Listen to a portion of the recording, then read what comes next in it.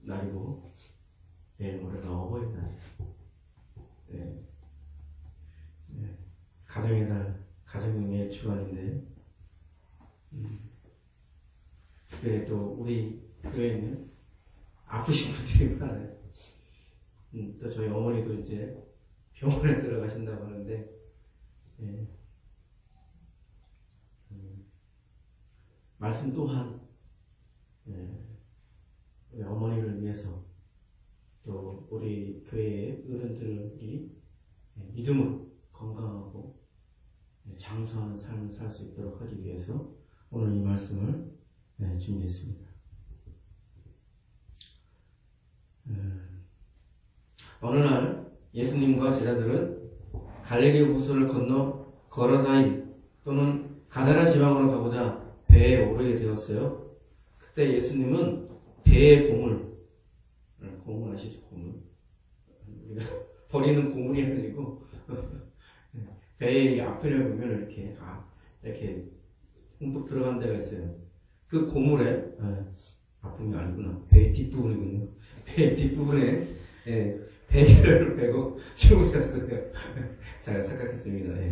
배의 뒷부분에 보면 이렇게 좀 더 사람이 이렇게 누울 수도 있고 뭐 물건을 거기다 또 이렇게 주기도 하고 했는데 뒷부분에 고물이라고 하는 데가 있는데 거기서 주무셨어요. 예수님이 많이 피곤하셨나 봐요. 그런데 그때 강풍이 불었어요. 성난 물결이 배 안으로 막 들이차고 갈릴리 호수는 산으로 둘러싸인 분지 형태의 호수예요. 그러다 보니 산에서 불어오는 찬 기운과 호수 위의 더운 기운이 충돌해가지고 예로부터 자주 풍랑이 일어났던 곳이에요. 거센 바람과 물결로 배 안에는 물이 가득 차고 배가 전복될 위기에 처하였죠. 그러자 제자들은 예수님을 다급하게 깨워 자신들을 구해달라고 절박하게 요청합니다. 예수님은 바람과 바다를 잠잠하게 하고 제자들에게 묻지요. 너희가 어찌 믿음이 없느냐? 너희 믿음이 어디 있느냐? 라고 질책하셨어요. 예수님이 제자들에게 원하셨던 믿음은 과연 무엇일까? 오늘은 본문 말씀을 통해 풍랑 속에서 요구되었던 믿음이 무엇인지 함께 알아보고자 합니다.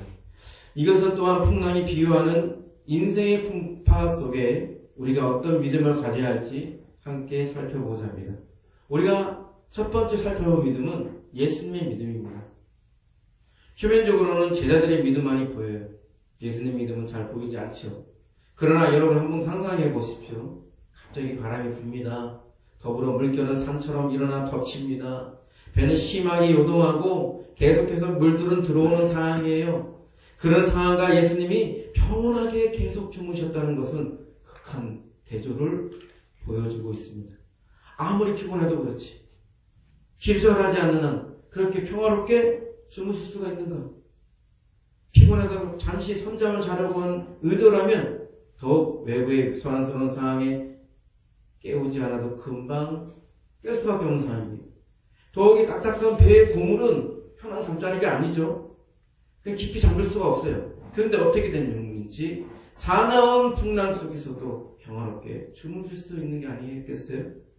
예수님에게는 믿음이 있었습니다. 예수님은 하나님을 믿었고 예수님에게는 누구도 아무것도 요동하게 할 수 없고 깨트릴 수 없는 평강이 있었습니다. 이에 대해 그레데 주석은 메시아로서의 그 사명을 채 감당하기도 전에 죽을 수 없다는 것을 아셨기 때문에 초연한 것이다. 그렇게 분석하고 있습니다. WCC 주석은 예수께서 하나님을 의지하고 계셨다는 것이 그분이 계속해서 잠을 주무시고 계셨다는 것에 의해서 잘 나타난다고 설명하고 있습니다. 분명한 것은 예수님에게는 하나님이 그 중심에 있는 자의 평온함, 하나님을 신뢰함으로 오는 평강이 있었다는 것입니다. 어떤 분은 그래요. 그건 예수님이니까. 하나님의 아들이니까. 가능한 거 아니냐. 그러나 케네스 헤긴 목사님은 그렇지 않다고 다음과 같이 설명하셨어요. 예수님은 성령의 능력을 덧입지 않고는 어떤 일도 행하지 않으셨습니다. 예수님은 하나님의 아들로서 그가 가지신 모든 능력을 스스로 내려놓고 이 지구에 오셨습니다. 예수님은 성령님이 내려와 기름 붓기 전이나 후나 그런 것과는 상관없이 하나님의 아들이었습니다. 예수님은 하나님의 아들로서 그가 가지신 모든 능력을 벗어버리고 이 땅에 오셨기 때문에 세례 요한의 세례 후 성령님이 임하기 전까지 어떠한 기적도 행하지 않으셨습니다. 호수 건너편으로 조용히 항해하고 있는 제자들을 성난 폭풍이 일어 그들을 위협했지만 예수님은 배 풍미에서 잠자고 계셨습니다. 예수님은 그 폭풍에 전혀 영향을 받지 않으셨습니다. 그리고 케네스 해김 목사님은 사자굴에 던져진 다니엘의 예도 들었어요. 사자들이 굴속에서 어슬렁거리며 돌아다닐 때 다니엘은 완전한 평강과 침착한 확신 가운데 위험 속에서도 모든 것을 내놓고 잠을 잤다고 덧붙여 설명하였습니다. 결국 믿음이 있었기에 모든 것을 초월해서 잠을 잘 수 있었던 것입니다. 우리 사람 생각은 그래요. 아니 처음부터 그냥 사자도 주지 말고 사자 우리에 넣지도 말고 그러면 얼마나 좋을까 이런 생각하죠. 사자가 있기 때문에 다니엘의 믿음이 빛이 나는 겁니다. 그런 위험과 도전들이 있기 때문에 하나님의 영광을 받으시는 것. 그래서 우리에게 뭐라 하는 것입니까? 그런 믿음, 다니엘의 믿음은 본받으라고 샘플로 보여주는 거죠. 어떠한 환경과 어떠한 문제와 어떠한 도전 속에서도 하나님을 믿는 믿음으로 평강 가운데 있는 자가 되라 하고 본보기를 보여주는 것입니다. 우리는 이러한 믿음, 바로 예수님의 믿음을 배워야 합니다. 그리고 닮아야 합니다.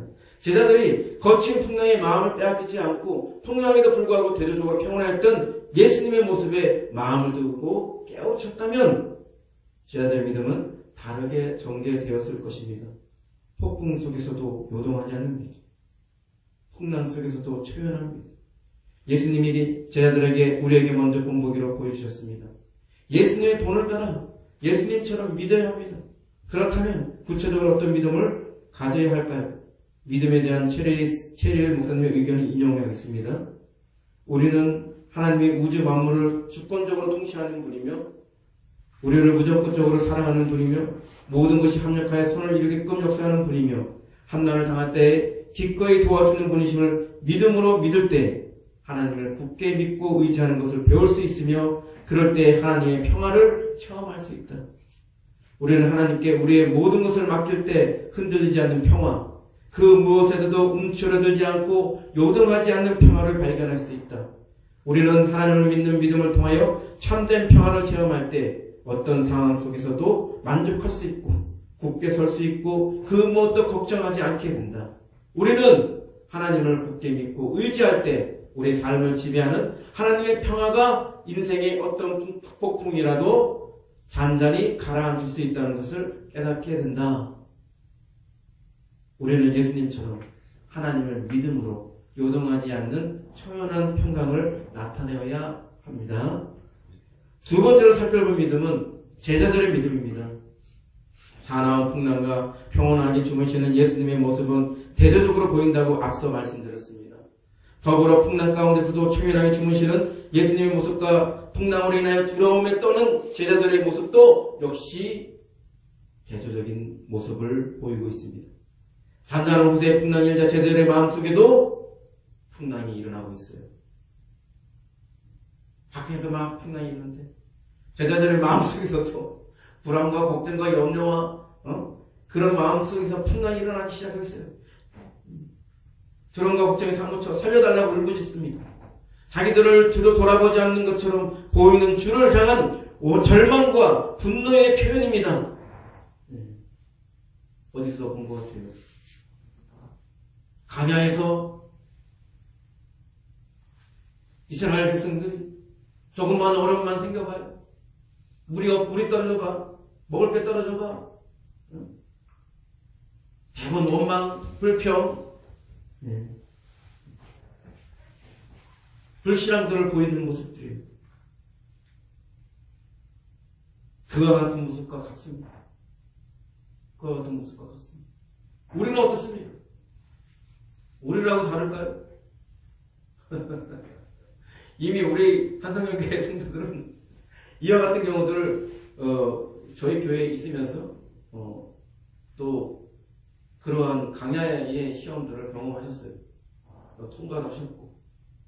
그래서 내가 어떻게 하나님 앞에 반응해야 될 것인가, 어떤 믿음으로, 어떤 사랑으로 하나님 앞에 나아가야 될 것인가를 경험하셨어요.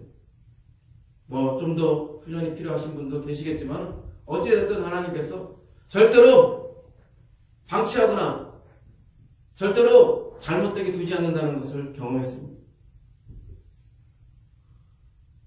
물론 제자들이 전혀 믿음이 없는 것은 아닙니다. 제자들은 위기에 닥치자 제일 먼저 누굴 찾아요? 그렇죠. 예수님을 찾았습니다. 예수님은 흔들어 깨웠어요. 예수님은 그들의 문제를 해결해 주실 거라는 믿음이 있었던 것입니다. 우리도 어려움이 생기면, 문제가 생기면 하나님을 찾지 않습니까? 그 정도의 믿음은 있다는 것인데 주님이 요구하시는 믿음은 그런 수준의 것이 아니라는 것입니다. 제자들은 흔들리지 말아야 했습니다. 요동하지 말았어야 했습니다. 불안해하지 말아야 했습니다. 어려움과 문제 속에서도 초연한 상태, 평강 가운데 하나님을 믿어야 했습니다. 평상시에는 잔잔하다, 문제가 생기면 폭풍우처럼 요동친다면 그것은 진정한 믿음이 아닙니다. 그런데 주석은 예수님의 놀라운 이적과 능력을 거듭 체험했음에도 불구하고 갈릴리 바다의 풍랑 앞에서 극단적인 공포에 휩싸인 제자들의 모습은 전적으로 그들의 불신앙을 폭로하고 있다고 말하고 있습니다. WBC 주석은 그들의 두려움은 WBC인가요? WCC인가요? WBC죠. 자꾸 내가 WCC라고 그러지.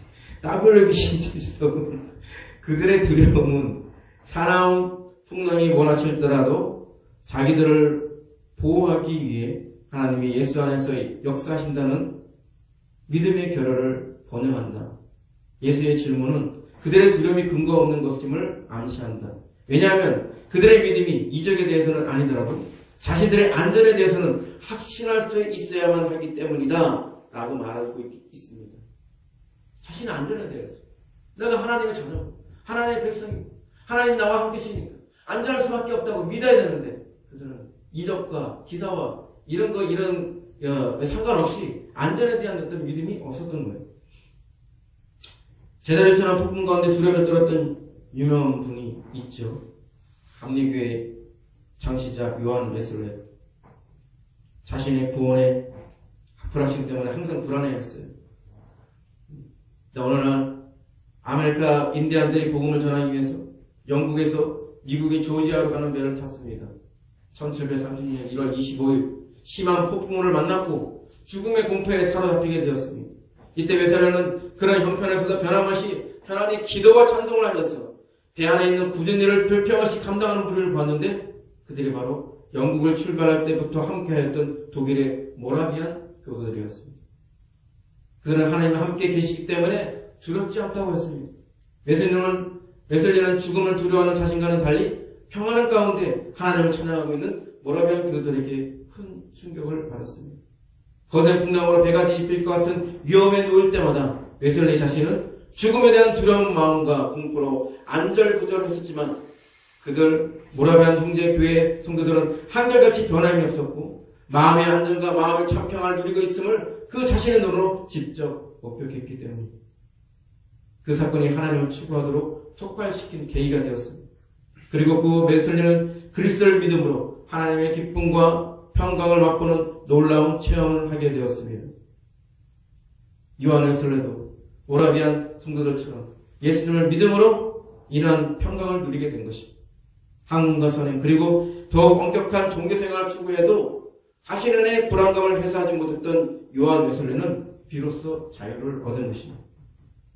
제자들의 믿음은 위기 때 주님을 찾기는 했지만 자신의 두려움과 불안감을 떨쳐내지 못했습니다. 한마디로 요동하는 믿음입니다. 야고보서 1장 6절 7절은 이런 믿음의 소유자는 죽게 없기를 기대하지 말라 했습니다. 오직 믿음으로 구하고 조금도 의심하지 말라. 의심하는 자는 마치 바람에 밀려 요동하는 바다 물결 같으니 이런 사람은 무엇이든지 죽게 없기를 생각하지 말라. 예수님이 우리에게 요구하시는 믿음은 제자들처럼 두려워서 더 요동하는 믿음이 아닙니다. 풍파가 끌수록 더 흔들리지 말아야 합니다. 참 믿음이 있다면 더 이상 두려워하거나 불안해하거나 걱정하거나 어떤 형태로든 요동하지 않습니다. 그리고 이제 예수님이 말씀하신 그 말씀을 통해서 한번 살펴보겠습니다. 첫째, 예수님께서 잠에서 깨어난 후에 첫 번째 한 말씀이 잠잠하라 고요하라. 예수님께서 잠에서 깨어나 어떤 대상을 향하여 먼저 말씀을 하셨을까요? 어떤 대상을 향해서 말씀을 했을까요? 제자들일까요? 바람과 바다일까요? 마태는 예수님이 깨어나 제자들에게 먼저 말씀하셨다 하였습니다. 그러나 마가와 누가는 예수님이 깨어나 바람과 바다에게 먼저 말씀하셨다고 하였습니다. 결국 예수님이 먼저 말씀하신 대상이 바람과 바다다라는 기록이 더 많으니까 우리는 여기서 잠잠하라 고요하라는 말씀을 첫 말씀으로 잡았습니다. 예수님은 금방이라도 덮쳐 삼켜버릴 것 같은 바람과 바다를 꾸짖고 잠잠하라 고요하라 하셨습니다. 그러자 그 바람과 바다는 곧 잔잔해졌습니다. 제자들은 어찌 바람과 바다도 순종하는가? 예수님의 정체와 권능에 대해 놀라고 두려워하게 됩니다. 그런데 여러분, 잠잠하라 고요하라는 말씀은 비단 바람과 바다에게만 한정된 말씀일까요? 왜 저는 문제 앞에서 불안해하는 우리의 심령을 향해 말씀하시는 예수의 음성처럼 들릴까요? 잠잠하라 고요하라는 말씀은 단순히 바람과 바다에게만 들려진 말씀이 아니라 바람과 바다처럼 요동하는 제자들의 심령에도 들려져야 할 말씀입니다. 인생의 파고가 높으면 높을수록 우리는 잠잠하라 고요하라는 예수님의 음성을 스스로에게 들려주어야 합니다. 잠잠하십시오. 고요하십시오. 하나님이 여러분과 함께 하십니다. 여러분 안에서 어떤 걱정이 일어나고 어떤 두려움이 일어나고 어떤 불안감이 일어날지라도 주님 말씀하십니다. 잠잠하라 고요하라. 내가 너와 함께하고 있다.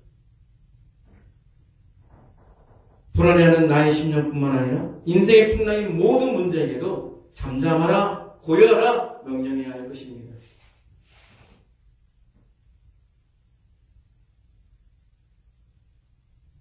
어찌 보면 이건 예수님이 하는 것이 아닌가요? 생각할지도 모르겠어요. 그러나 마가복음 11장 22절 23절 이렇게 말씀하고 있어요. 하나님을 믿으라. 내가 진실로 너에게 이르노니 누구든지 이 산들어 들려 바다에 던져지라 하며 그 말하는 것이 이룰 줄 믿고 마음에 의심하지 아니하면 그대로 되리라. 하나님을 믿는 자가 이 산들어 들려 바다에 던져지라 말하고 그 말한 것이 이룰 줄 믿고 의심하지 않으면 그대로 된다는 것입니다. 제자들이 놀라는 것처럼 예수님은 바람과 바다를 순종하게 하는 것이 아니라 하나님을 믿은 우리들도 능히 바람과 바다도 순종하게 하고 어떤 문제들도 능히 제압하고 해결할 수 있다는 것입니다. 할렐루야. 어떤 문제라도 예수의 이름으로 잠잠하라 고요하라 명령하십시오. 그리고 문제보다 앞서 불안한 심령부터 잠잠하라 고요하라고 명령하고 강구하는 것이 지혜일 것입니다. 두 번째, 어찌하여 이렇게 무서워하느냐?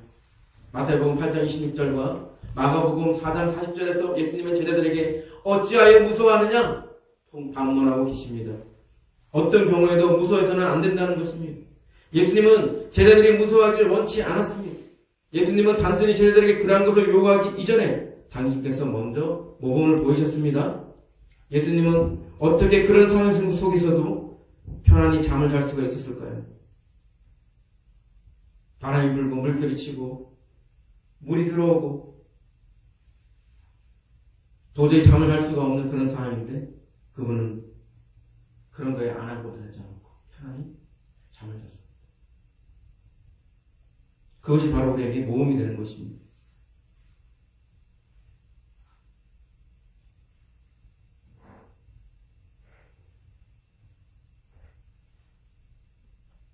이것은 완전히 하나님에게 의탁되고 맡겨진 자가 누리게 되는 평강일 것입니다. 우리에게 두려움이 아니라 요동하지 않는 평강이 있어야 합니다.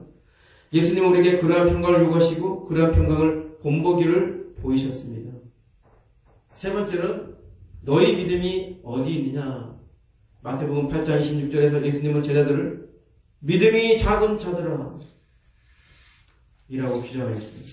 마가복음 4장 40절에서는 너희가 어찌 믿음이 없느냐고 질책하였습니다. 오늘 본문이고 제목인 너희 믿음이 어디 있느냐는 일침은 접할 때마다 우리의 마음에 울림이 있는 것 같습니다. 여러분의 믿음은 어디 있습니까? 여러분의 믿음의 현재소는 어디인가요? 이것은 전혀 믿음이 없는 사람에게 묻는 질문이 아닙니다. 분명 믿음이 있었던 자인데 어찌하여 네 믿음을 잃어버렸냐고 각성을 촉구하는 말씀입니다. 왜 예수님은 제자들의 믿음이 있을 것이라 전제하신 것일까요? 그들은 예수님을 따라다니며 예수님의 행하시는 기사와 표적을 직접 목격하였습니다. 그리고 예수님이 누구신지도 경험적으로 알았습니다. 그래서 그들은 모든 것을 버리고 예수님을 따르는 제자가 된 것이 아닌가요? 그런데 위험에 빠지자 그들의 믿음은 한순간에 실종되어 버렸습니다. 문제가 태산처럼 커 보였어요. 다급하게 주님을 찾고는 있지만 실제 믿음은 없었습니다. 여러분은 어떻습니까? 평상시에는 믿음이 있죠? 문제와 위기에 처하면 어때요? 두려움이 몰려오고 불안하고 뭔가 잘못될 것 같고 그러잖아요. 믿음이 실종되는 상황들이 벌어지죠. 그럴 때일수록 우리는 믿음을 가져야 됩니다.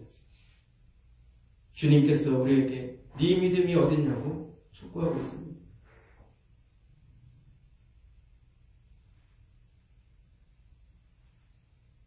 이스라엘 백성들이 광야에서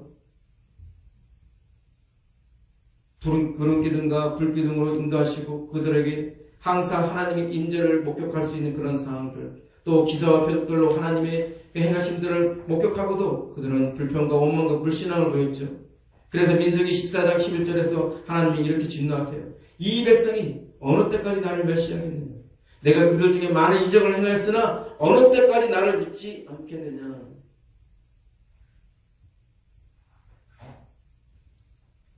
단순히 그냥 이 부분을 읽을 때 정말 이스라엘 사람들은 참으로 한심하기 짝이 없구나. 한 번도 아니고 두 번도 아니고 세 번도 아니고 맨날 매번 이런 식으로 반응할 수밖에 없었는가? 그렇게 보게 되죠. 근데 우리도 인생의 문제를 부딪히면 이스라엘 백성들하고 다를 바가 없다는 것을 우리가 잘 알게 됩니다. 내가 그렇게 요지부동하지 않았던 믿음이었는데 문제 앞에서 얼마나 연약하고 보잘것없는 존재인가. 기도를 아무리 해도 믿음으로 선포를 해도 마음속에 불안감과 두려움과 공포와 걱정들이 해소가 잘 안 돼요. 잘 해소가 잘 안 돼요.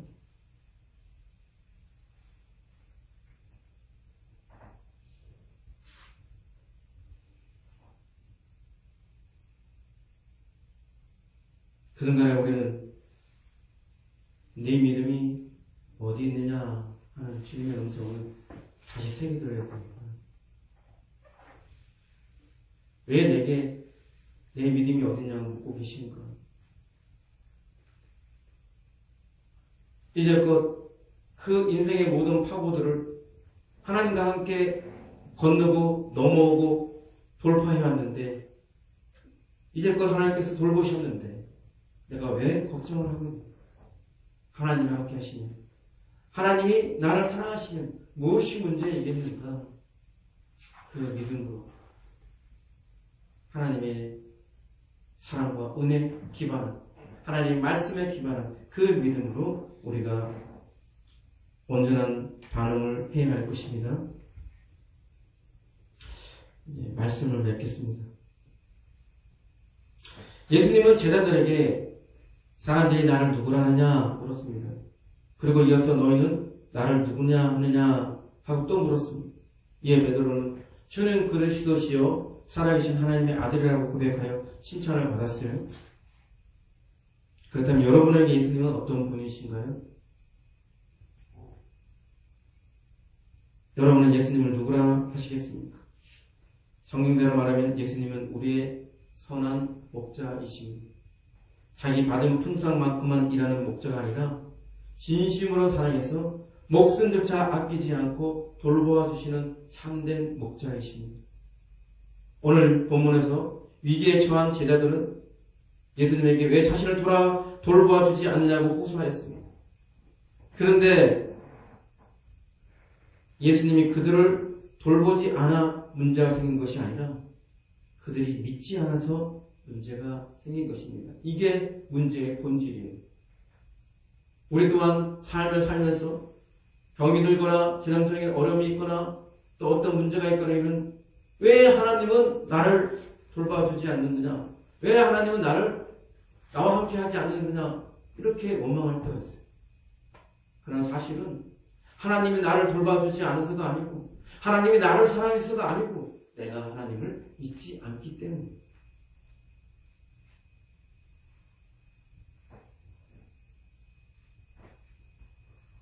내게 부족함이 없으신 목자, 나를 사랑하사 목숨을 아끼지 않는 목자라고 믿는다면 우리는 더 이상 흔들릴 이유가 없어요. 어떤 경우에도 잠잠하고 고요할 것입니다. 어떤 경우에도 무서워하지 않고 평강 가운데 있을 것입니다. 내 믿음이 한순간에 실종되어서 네 믿음이 어디 있느냐? 라는 질책을 받지 않을 것입니다. 베드로는 예수님을 믿고 무리를 걸었어요. 또한 베드로는 자기에게 불어닥치는 바람을 보고 갑자기 믿음을 잃어버리고 물속에 빠져서 호적거리기도 했습니다. 여러분이 예수님이 누구인지 제대로 알고 믿으면 능히 무리를 걷게 되실 것입니다. 어떤 문제도 어떤 어려움도 능히 잠잠하고 고요하게 만들 수 있으며 무서워할 이유 없이 믿음으로 돌파하고 승리할 수 있을 것입니다. 지금 여러분이 믿는 그 하나님은 어떤 분이십니까? 여러분이 믿고 고백하는 그 하나님이 무기력하고 연약한 모습으로 왜곡된 모습이 아니기를 바랍니다. 하나님은 어제나 오늘이나 영원토록 변하지 않습니다. 변하는 것은 바로 우리의 믿음입니다. 성경과 성령의 인도하신 가운데 하나님의 참못을 온전히 믿는 참 믿음의 사람이 되길 바랍니다. 폭풍 속에서도 주님은 여러분을 결코 잊지 않으십니다. 폭풍 속에서도 주님은 여전히 우리를 사랑하십니다. 진실은 오히려 그 반대예요. 여러분의 폭풍을 만나면 주님을 잊어버리고 믿음도 평강도 잃어버리고 파손됩니다. 제가 살면서 풍파를 겪을 때면 주님은 항상 오늘 본문 말씀을 상기하게 하셨습니다. 네 믿음이 어디에 있느냐?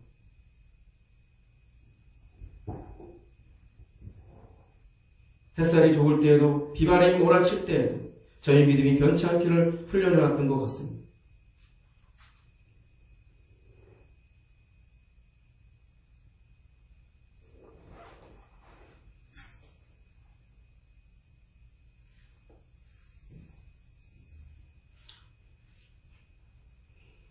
폭풍은 오히려 우리를 더 높이 날아오르게 하는 도약의 기회입니다.